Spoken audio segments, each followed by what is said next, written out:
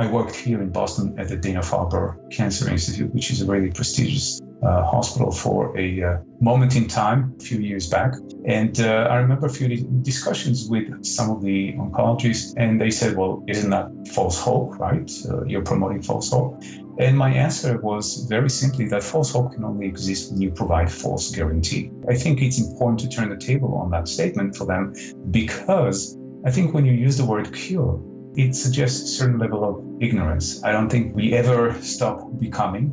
And as such, there are forces around us, within us all the time that work to decay the body. And, there's disease agent carcinogenics, and we never stop defending, right? That's what the immune system is all about. It's been doing this since the beginning of time.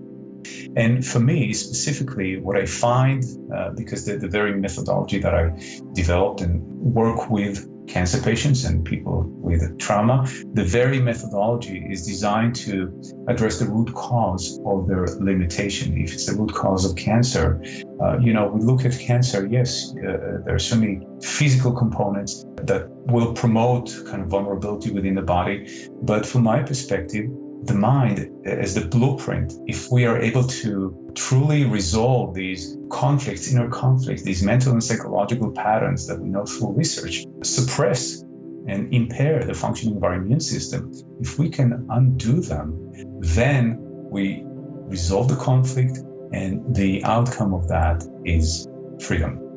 So for me, the very purpose of doing this kind of work is to really set people free.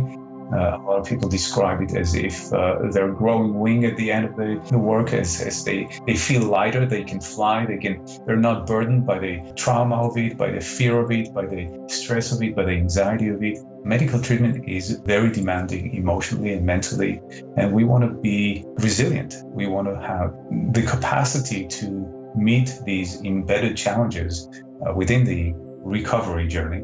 We want to be able to meet them with the right state of mind, because we know, again, through research, that whenever you enter a procedure in the right state of mind, there are fewer complications. It usually translates into shorter hospital stay, fewer side effects, and so forth. So there's tremendous benefits to doing that. And every doctor will attest to that. They can actually agree to the fact that the mind and body are an intimate, integrated system.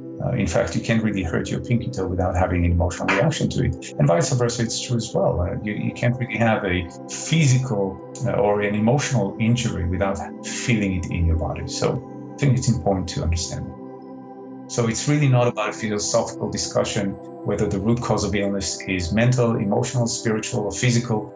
I'm not getting into that debate. It's the truth as your mind perceives it. That's all we care about, because the perception that is there, that is fueling the distorted perception, the erroneous belief, that's the pebble in your shoe.